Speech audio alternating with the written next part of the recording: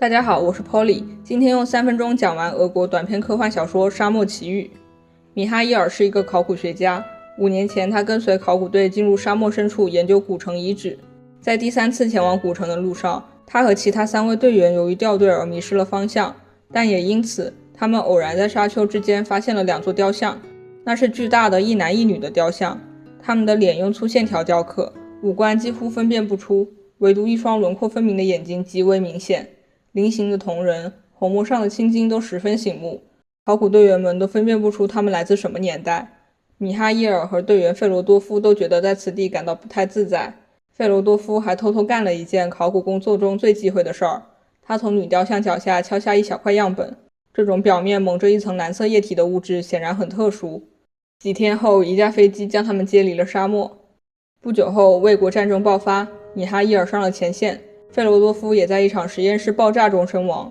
据一个实验室助理说，那块雕像物质像是一种活性极强的酶，使易燃物质猝然起火，引发了爆炸。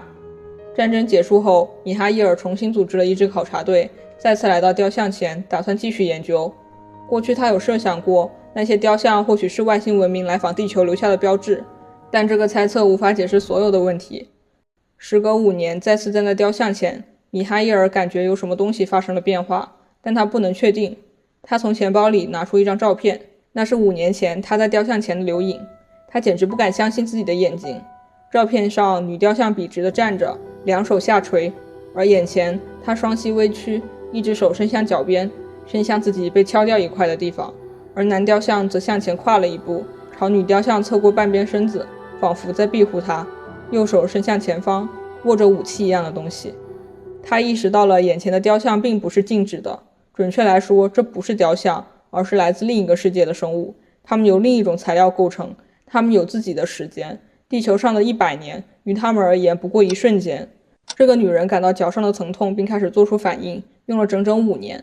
而这5年间，米哈伊尔在战火中见证了无数生死。他想到，或许几百年后，男人的武器才会开始攻击，时间推移更快的地球人可以轻松地在双方的战斗中取得胜利。但我们要如何和这些天外来客交流呢？人类今日提出的问题，要过几十年才能被他们理解，数百年后才能得到他们的回复。但米哈伊尔愿意相信，今天还办不到的事儿，明天一定能够实现，正如5年后的他能够发现这2座雕像的奥秘一样。夕阳西下，天外来客长长的身影和米哈伊尔的影子交叠在一起。这些天外来客过的是怎样的生活呢？一生中做了些什么？比我做的多些还是少些？他们彼此对峙着，他们都是高级生物，差异如此悬殊，而又如此相似。短视频是为了引起你的阅读兴趣，如果你喜欢这个故事，不妨去读一读原文哦。你也可以点进我的主页，里面有更详细的长视频解读。那我们下期视频再见啦，拜拜。